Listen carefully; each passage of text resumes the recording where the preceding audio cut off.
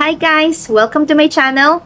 For today's video, ituturo ko sa inyo kung paano natin malalaman kung merong ibang devices na nag-open ng Facebook natin. Pag may ibang device ang nakalagin dito, mag-change password ka na. Teka lang, wag mo munang scroll up. I-share ko sa inyo ngayon kung paano natin malalaman kung merong ibang nakalagin or nag-attempt na mag-login sa Facebook natin. Let's go!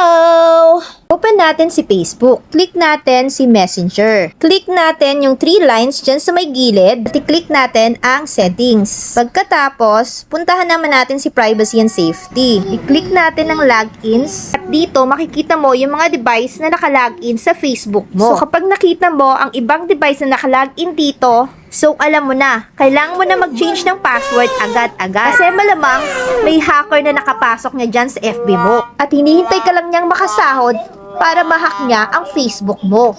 Oh my God! Wow!